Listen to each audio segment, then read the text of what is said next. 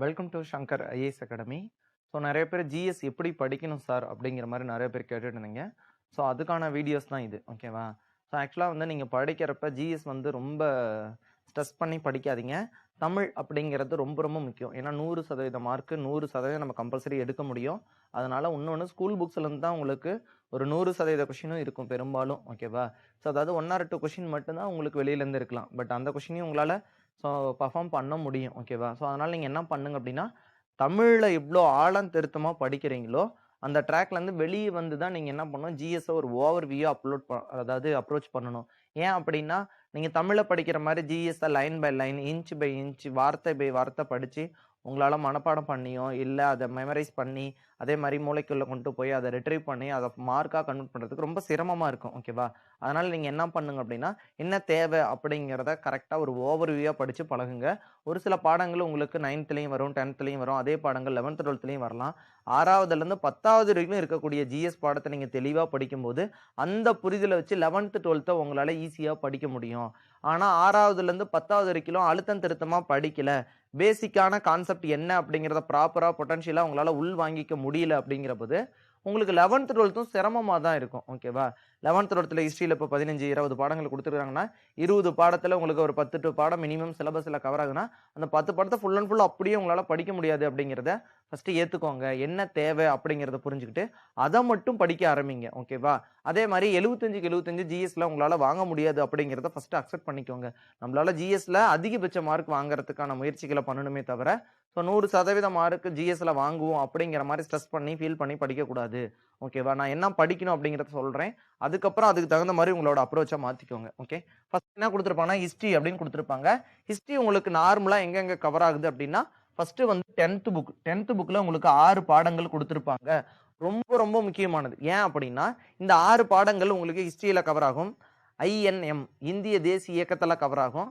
Unit 8 இது 3லையுமே cover ஆகுது. அதனால தான் இந்த 6 பாடங்கள்ல இருந்து குறைஞ்சபட்சம் ஒரு 10 கேள்வி கேட்டுடலாம், ஓகேவா? அதனால நீங்க என்ன பண்ணுங்க அப்படின்னா 10th புக்கில் இருக்கக்கூடிய 6 பாடத்துக்கு அதிக இம்பார்ட்டன்ஸ் கொடுத்துங்க. ஃபர்ஸ்ட் என்ன கொடுத்துருப்பாங்கன்னா 5வது யூனிட்லேருந்து ஸோ 10வது யூனிட்ல வரைக்கும் உங்களுக்கு மொத்தம் எத்தனை பாடங்கள் கொடுத்துருப்பாங்க அப்படின்னா ஒரு 6 பாடங்கள் கொடுத்துருப்பாங்க. இந்த 6 பாடங்களுக்கு அதிக இம்பார்ட்டன்ஸ் கொடுங்க. இதை இன்ச்சு பை இன்ச்சு படிங்க. ஏன் அப்படின்னா அதில் இருக்கிற ஒவ்வொரு லைனும் ஒரு கொஷினாக ஃப்ரேம் ஆகிறதுக்கு அதிக சான்சஸ் இருக்குது. அதனால அதை ரொம்ப தெளிவாக படிக்கணும் அப்படிங்கிறது நம்மளோட ஃபர்ஸ்ட் நோக்கம், ஓகேவா? அடுத்தது 2வது என்ன கொடுத்துருக்காங்க அப்படின்னா 11th சிலபஸ்ல எடுத்து வைங்க, ஓகேவா? இப்போ ஃபார் எக்ஸாம்பிள் இண்டஸ் வேலி அப்படின்னு உங்களுக்கு 11th ஒரு பாடங்களை கொடுத்துருப்பாங்க. ஆனால் அதே இண்டஸ் வேலி 6வதுலேயும் உங்களுக்கு கவர் ஆகும். சிந்து சமவெளி நாகரிகம் அப்படின்னு கொடுத்துருப்பாங்க. உங்களுக்கு 6வதுல கவர் ஆகிருக்கும். 6வதுல இருந்து ஒரு சில பாயிண்ட் எக்ஸ்ட்ரா கொடுத்து தான் 9வதுல கவர் ஆகிருக்கும். அதுக்கப்புறம் தான் அது என்ன பண்ணிருப்பாங்க 11th உங்களுக்கு கவர் பண்ணிருப்பாங்க. எனக்கு தெரிஞ்சு அதில் 1.4 அது மட்டும் தான் படிக்கணும். நீங்கள் வேறெல்லாம் எதுவுமே படிக்கக்கூடாது, ஓகேவா? 11th புக்கில் இண்டஸ் வேலி அப்படின்னு வரும்போது 1.4 தான் படிக்கணும். முன்னாடி அவங்க ஒரு 5 பேஜ் 10 பேஜ் வேற சம்மந்தமே இல்லாத ஒரு சில விஷயங்கள்லாம் கொடுத்துருப்பாங்க. அதெல்லாம் படிக்கக்கூடாது. நீங்க இப்போ சிலபஸ் எடுத்து சிலபஸ்ல என்ன வார்த்தை இருக்குதோ அதே வார்த்தை 11th புத்தகத்துல எங்க ஆரம்பிக்குது அப்படிங்கிறத நோட் பண்ணி படிங்க. அப்படி நோட் பண்ணி படிச்சிங்க அப்படின்னா ஸோ 11th 1.4 படிப்பீங்க. அப்புறம் 2.3 and 4 நினைக்கிறேன், ஓகேவா? அது செக் பண்ணி பாருங்க. அப்புறம் 3.5 படிப்பீங்க, ஓகேவா? அதுக்கப்புறம் 5வது யூனிட் ஃபுல்லா படிக்கணும் அப்படிங்கிற மாதிரி உங்களுக்கு கவர் ஆகும், ஓகேவா? ஸோ அந்த மாதிரி 5வது யூனிட் உங்களுக்கு ஹிஸ்ட்ரிலையும் கவர் ஆகும், யூனிட் 8லையும் கவர் ஆகும் 11th புத்தகத்தில் வரும்போது, சரியா? அதனால உங்களோட ஃபர்ஸ்ட் டார்கெட் 10th புக்கு, 2வது டார்கெட் 11th புக்கு. 11th புக்கில் சிலபஸ் எடுக்கிறோம், சிலபஸ்ல என்ன லைன் இருக்குன்னு பார்க்குறோம், அந்த லைன் எவ்வளோ கவர் ஆகுதுன்னு பார்க்குறோம், அதை மட்டும் தான் படிக்கணும். அதுதான் 2வது கண்டிஷன், ஓகேவா? 3வது அப்படிங்கிறது 9th 10 பாடங்கள் கொடுத்துருக்கலாம். ஆனால் 10 பாடமும் உங்களுக்கு கவர் ஆகுது, ஓகேவா? அதில் இருக்கக்கூடிய 3வது பாடமும் 7வது பாடமும் தான் நீங்கள் என்ன பண்ணுவீங்க ஃபுல்லாக படிப்பீங்க. 9th உங்களுக்கு 3rd யூனிட்டும் 7th யூனிட்டும் தான் நீங்கள் என்ன பண்ணுவீங்க ஃபுல்லாக படிப்பீங்க, ஓகேவா? மற்றதெல்லாம் எப்படி படிப்பீங்க அப்படின்னா ஸ்பெசிஃபிக்காக என்ன தேவை அப்படிங்கிறதான் படிப்பீங்க. அதனால் அது ரொம்ப ரொம்ப குட்டியான பாடங்கள், ஓகேவா? 9th ஹிஸ்ட்ரி அப்ராக்சிமேட்டாக படிச்சிங்கன்னா ஒரு 50லேருந்து உங்களுக்கு ஒரு 80 பேஜ் தான் படிக்க வேண்டிய பேஜே இருக்கும். அதனால 9th அடுத்தது படிங்க. ஃபர்ஸ்ட் 10th முடிக்கிறோம், அடுத்தது வந்து என்ன பண்றோம் ஸோ 11th என்ன தேவை அப்படிங்கிறத படிக்கணும். அதுக்கப்புறம் 9th, சரியா? அதுக்கப்புறம் 6, 7, 8, ஓகேவா? 6, 7, 8 அப்படிங்கிறது காமனா உங்களுக்கு எல்லாத்துலயும் கவர் ஆகும், ஓகேவா? அதனால நீங்க ஃபர்ஸ்ட் 10th முடிங்க, அதுக்கப்புறமா 9th முடிங்க. 9th முடிஞ்சோடனே 6, 7, 8 கம்ப்ளீட் பண்ணுங்க. அதுக்கு அப்புறமா தான் நீங்க எதை படிக்கணும் 11th படிக்கணும். 6வதுலேருந்து 10வது வரைக்கும் நல்லா படிச்சுட்டு 11க்கு போய 11th அவங்க வெறும் இப்போ குப்தாஸ் அப்படிங்கிறதுக்கு ஒரு 10 பேஜ் கொடுத்துருப்பாங்க, டெல்லி சுல்தானுக்கு ஒரு 15 பேஜ் கொடுத்துருப்பாங்க. 15 பேஜை இன்ச் பை இன்ச் படிக்க முடியாது அப்படிங்கிறத புரிஞ்சுக்கிட்டு என்ன தேவைங்கிறத மட்டும் படிச்சு பழகுங்க. ஓகேங்களா? ஸோ அதுக்கடுத்து இப்படி படிச்சிங்களா உங்களுக்கு ஹிஸ்ட்ரி கவர் ஆகிடும். இவ்வளோதான் ஹிஸ்ட்ரியில் நீங்கள் படிக்க வேண்டியது. 6வதுலேருந்து 10வது வரைக்கும் ஸோ எப்படி படிக்கணும்? ஃபர்ஸ்ட் 10th புக்கு தான் படிக்கணும், அப்புறம் 9th புக்கை படிக்கணும். 6, 7, 8லையும் எது கவர் ஆகுதுங்கிறத ஃபர்ஸ்ட் சூஸ் பண்ணணும். ஓகேவா? அதுக்கப்புறம் தான் அதையும் படிக்கணும். 8வதுல உங்களுக்கு 8 பாடங்கள் கொடுத்துருப்பாங்க, ஆனால் அதில் 4 பாடங்கள் தான் ஸோ பொட்டன்ஷியலாக கவர் ஆகுறது. மற்றதெல்லாம் சும்மா மேலோட்டமாக படிச்சிங்களாவே போதுமானது. அதுக்கப்புறம் 7வதுலையும் என்ன தேவை, 6வதுல என்ன தேவைங்கிறத தெளிவாக பார்த்து படிங்க. சரிங்களா? அடுத்தது ஸோ இதோட முடிச்சிங்களா? உங்களுக்கு ஹிஸ்ட்ரி கவர் ஆகிடும். ஹிஸ்ட்ரியிலேருந்து உங்களுக்கு 8 மேலேருந்து ஸோ 10 மார்க் கேட்கலாம். ஓகேவா? ஸோ அதனால ஹிஸ்ட்ரி நல்லா படிங்க. ஹிஸ்ட்ரிக்கு அதிக டைம் வேஸ்ட் பண்ணக்கூடாது. 11th 12th போகிறப்பலாம் ஸ்பெசிஃபிக்காக படிக்கணும், ரொம்ப ஸ்பெசிஃபிக்காக படிக்கணும். 11th 12th கம்பல்சரி ஃபுல்லாக படிக்க முடியாது. ஸோ படிச்சிங்களா உங்களால் ரிஹர்சல், அதாவது உன்னால் ரிவிஷனுக்கு கூட்டிகிட்டு வரது ரொம்ப கஷ்டமாக இருக்கும், ரொம்ப டைம் வேஸ்ட் பண்ணுவேன். எல்லாத்துக்கும் ஒரு குறிப்பிட்ட டைம் ஃபிக்ஸ் பண்ணி ஸோ பிளான் பிரகாரம் படிங்க. ஓகேவா? அடுத்தது INM அப்படின்னு கொடுத்துறான், இந்திய தேசிய இயக்கம் அப்படின்னு கொடுத்துறான். இது உங்களுக்கு டைரெக்டாக 8th வரும், 10th வரும், 12th வரும். 12th 9 யூனிட் படிக்கணும், ரொம்ப ரொம்ப முக்கியம். 12th 9 யூனிட்டுமே படிக்கணும் அப்படின்னு கொடுத்துருப்பாங்க. 10th ஒரு 6 யூனிட் கொடுத்துருப்பாங்க. 8th ஒரு 4 யூனிட் நீங்கள் கவர் ஆகும். ஓகேவா? அப்ராக்சிமேட்டாக ஒரு 20 யூனிட் 19 யூனிட் தான் இருக்கும். இந்த 19 யூனிட்டை படிச்சிங்களாவே உங்களுக்கு 10 மார்க் வரும். ஓகேவா? INMலேருந்து ஸோ அதே 8லேருந்து 10 மார்க்குகள் எப்போவுமே கேட்பாங்க. ஓகேவா? உங்களுக்கு அதிலேருந்தே உங்களால் என்ன பண்ண முடியும்? 10 மார்க் வாங்கிட முடியும். ரொம்ப ரொம்ப முக்கியம். அதாவது ஹிஸ்ட்ரியை விட INM தான் ஈஸி, ஆனால் அதை புரிஞ்சுக்கிட்டு அதுக்கு தகுந்த மாதிரி படிங்க. ஓகேவா? ஸோ இந்த பாடங்கள்லாம் 12th போகும்போது 4 யூனிட் தான் உங்களுக்கு நல்லா நிறைய இயர்ஸ் டேட்ஸ் எல்லாம் கொடுத்துருப்பாங்க. ஓகேவா? அந்த இயர்லாம் எழுதி வச்சுங்க, ஒரு நோட்டு போட்டு 1வது படத்தில், 2வது படத்தில், 3வது படத்தில், 4வது படத்தில், 12th எத்தனை இயர் வந்திருக்குது அப்படின்னு எழுதி வைங்க. இதே 8வதுல ஒரு டேட்டோ, 10th ஒரு டேட்டோ, 11th 12th ஒரு டேட்டோ கொடுத்துருப்பாங்க. டேட்டுகளில் வரக்கூடிய குழப்பத்தையும் தவிர்த்து அதுக்கு தகுந்த மாதிரி படிங்க. 6வதுலேருந்து 10வது வரைக்கும் ஒரிஜினலாக வச்சுக்கிட்டு 11th 12th மேலோட்டமாக படித்து பழகுங்க. ஓகேங்களா? அடுத்தது INM உங்களுக்கு வந்து 11th ஒரே ஒரு யூனிட் தான் வரும். ஓகேவா? ஸோ 11th ஸோ ஒரு யூனிட் 2 யூனிட் வரும், ஒன்றோ 2 தான் வரும். ஓகேவா? அதனால பிரச்சனை இல்லை. அதனால தான் பெரும்பாலும் 12th 10th 8th தான் உங்களுக்கு அதிகபட்ச பாடங்கள் வரும். ஓகேவா? டோட்டலாக உங்களுக்கு ஒரு அப்ராக்சிமேட்டாக 20 யூனிட் வரும். சரியா? அவ்வளோதான். சரியா? அடுத்தது ஜாகிரபி.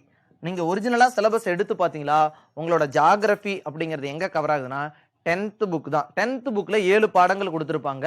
5 பாடங்கள் தான் உங்களோட டைரக்ட் சிலபஸ் அப்படிங்கிற மாதிரி இருக்கும். ஓகேவா? ஆனா 7 பாடத்தையும் படிங்க. ஏன் அப்படின்னா ஸோ தமிழ்நாடு ரெலவெண்டான ஜாகிரபி அப்படிங்கிறது உங்களுக்கு யூனிட் 8ல கவர் ஆகலாம். சரிங்களா? யூனிட் 8ல கண்டிப்பா கவர் ஆகும்.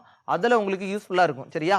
அடுத்தது இதுல என்ன பண்ணுன்னா 11th ஒரே ஒரு பாடம் வந்து ட்ரைபிள்ஸை பத்தி கொடுத்துருப்பாங்க. ஓகேவா?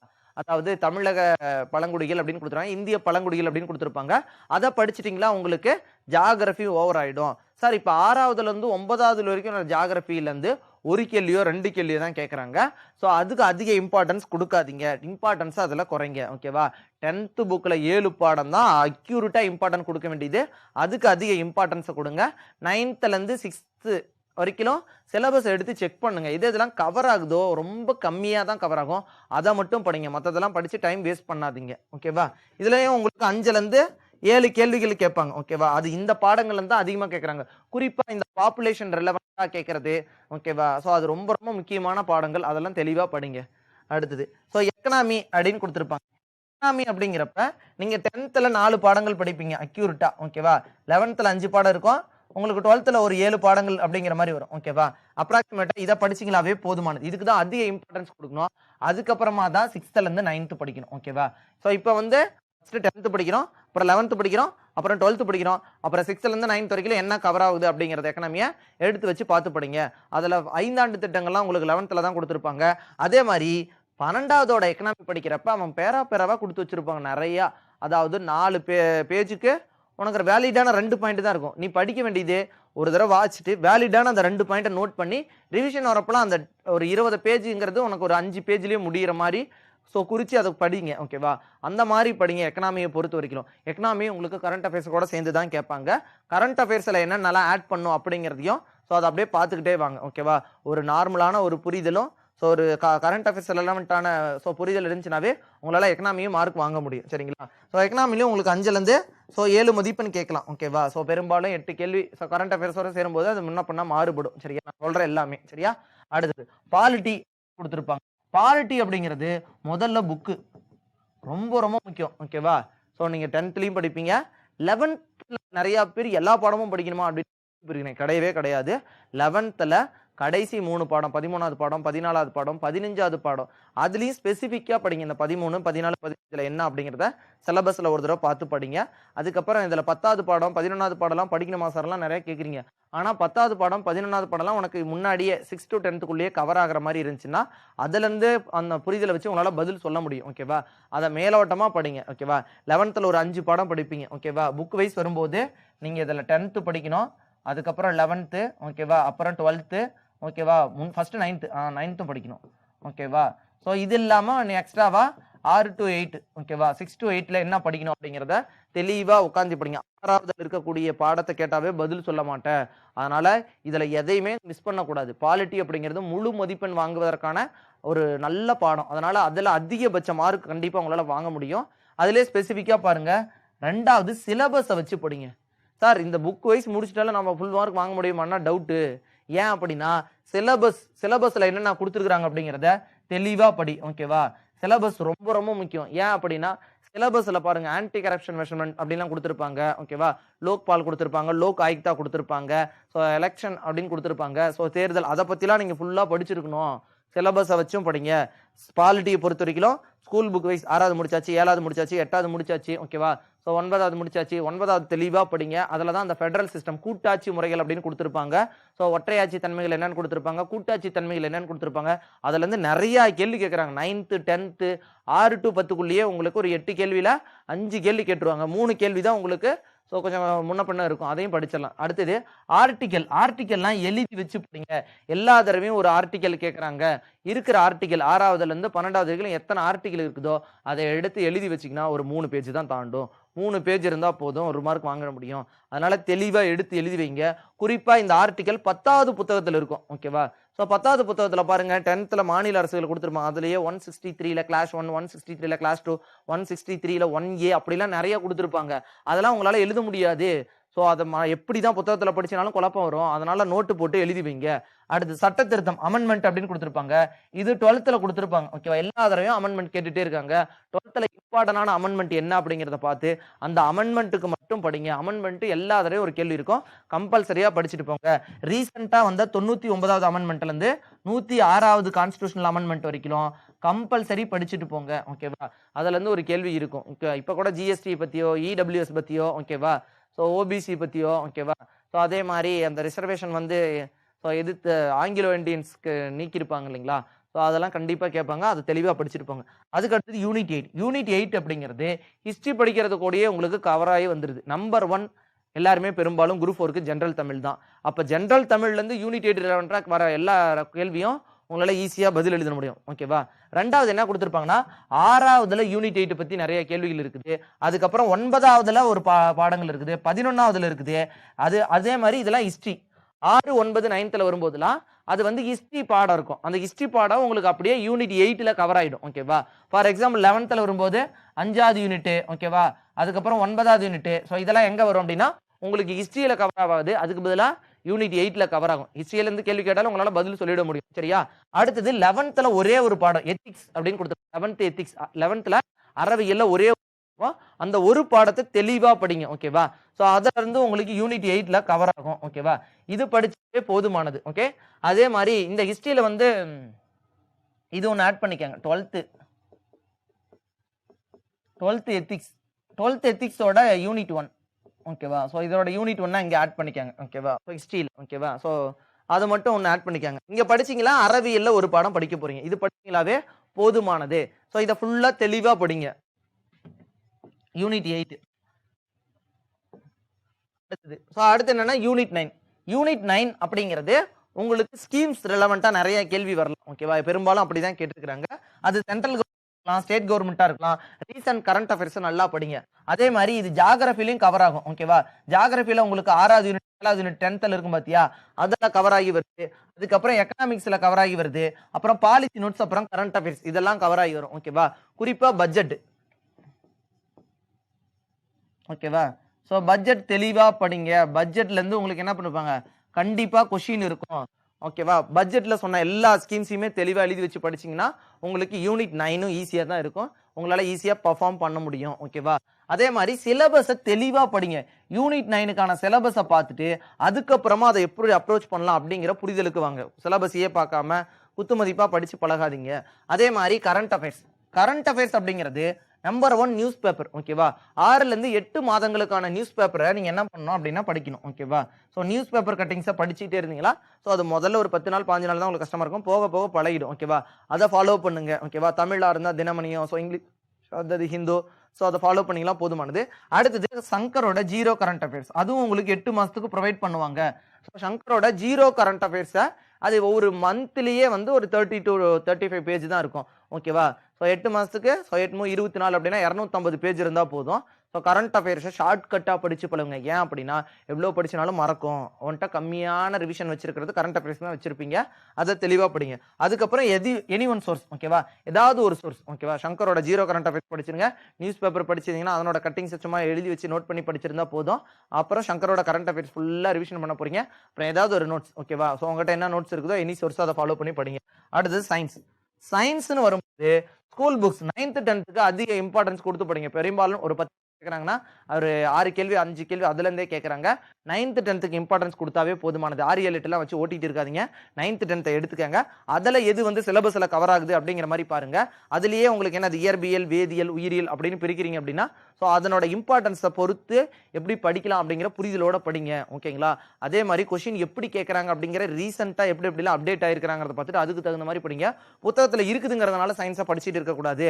அதே மாதிரி 9th 10thல புக் பேக் எல்லாமே படிச்சிருங்க. ஓகேவா? சோ 9th 10thோட புக் பேக் எல்லாத்தையும் கரெக்டா படிங்க. ஓகேவா? புக் பேக்ல இருந்து 3 கேள்வி வருதுன்னா அந்த 3 கேள்வி உங்களால மட்டும் தான் எழுத முடியும். ஓகேவா? சோ புக் பேக்கை அதிக இம்பார்ட்டன்ஸ் கொடுத்து படிங்க. அதுக்கப்புறம் டூ யூ நோ அப்படின்னு படிச்சிருப்பீங்க. ஓகேவா? சோ டூ யூ நோ இருக்கும். ஓகேவா? சோ இதுக்கு அதிக இம்பார்ட்டன்ஸ் கொடுத்து படிங்க. சரியா? அடுத்து கொஸ்டின் பேப்பர். ஓகேவா? அந்த கொஸ்டின் பேப்பரை பாருங்க. அதுல எப்படி சயின்ஸ் கேட்டிருக்காங்க அப்படிங்கறத படிச்சு படிங்க. அதே மாதிரி சிலபஸ் இல்லாம சயின்ஸ் படிக்கவே கூடாது. சும்மா 10வது புத்தகத்தை எடுத்துட்டு எல்லா பாடத்தையும் வரிசையா வச்சுலாம் உங்களால படிக்க முடியாது. என்ன தேவை அப்படிங்கிற புரிதலை கொண்டு வந்து அதுக்கு தகுந்த மாதிரி படிக்க ஆரம்பிங்க. சரிங்களா? அடுத்தது மேக்ஸ் வந்து 25 மார்க் கேட்பாங்க. ஓகேவா? சோ மேக்ஸ் ரொம்ப ரொம்ப முக்கியம்.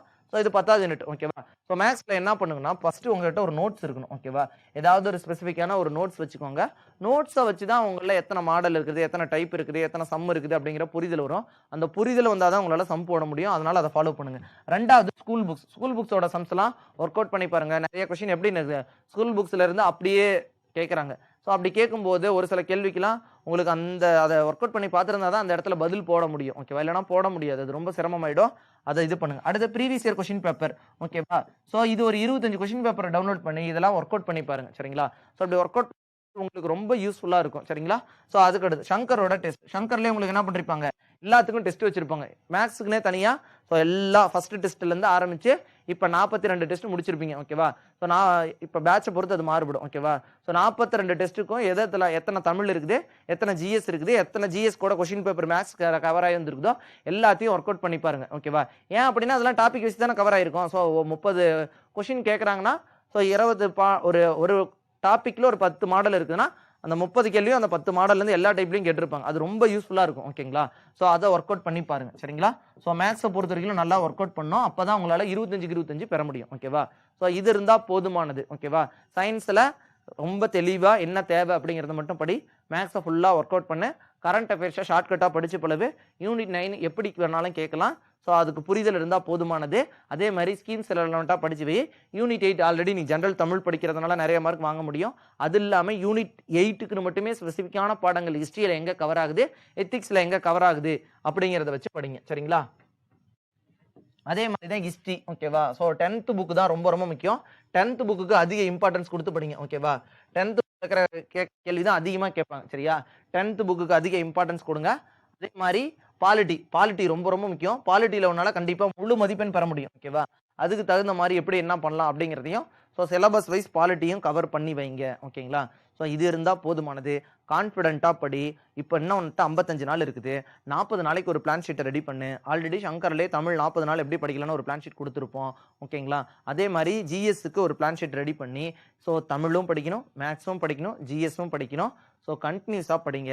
பயப்படாதீங்க. சம்டைம்ஸ் நீ தோத்து போயிரு அப்படின்னு மனசு தோணலாம். ஓகேவா? பயம் வரலாம். ஸோ இந்த பயம் உனக்கு ஒரு மார்க்கை வாங்கி கொடுக்காது. ஓகேவா? ஸோ எல்லாரும் பயப்படுவாங்க. எல்லாருக்கும் மனசு கஷ்டம் இருக்கும். எல்லாருக்கும் பிரச்சனை இருக்கும். அதெல்லாம் எதையுமே யோசிக்காது. இப்போதைக்கு 40 நாள் இருக்குது. 40 நாள்ல நம்மளால என்ன பண்ண முடியும்? அப்படிங்கிற பிளான் ஷீட்டை ரெடி பண்ணு.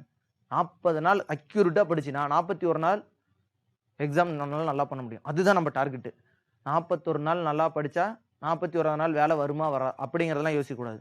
40 நாள் நல்லா படிக்கணும் அப்படிங்கிறதான் உன்னோட டார்கெட்டா இருக்கணுமே தவிர, வேலை வாங்கணும், நான் 41ஆவது நாள்லாம் வேலைக்கு போயிடணும் அப்படிங்கிறதெல்லாம் உன் டார்கெட்டா இருக்கக்கூடாது. 40 நாள் நல்லா படிச்சேன்னா 41 நாள்ல கண்டிப்பா உன்னால வேலை வாங்க முடியும். 41 நாள் வேலை வாங்கன்னு நினைச்சிட்டே இருந்தா வேலை வந்துருமா? அப்படி வராது. ஓகேவா? ஸோ உழைப்பு அப்படிங்கிறது உனக்கான ஊதியத்தை கண்டிப்பா ஒரு நாள் சேர்த்திட்டு வரும். ஓகேவா?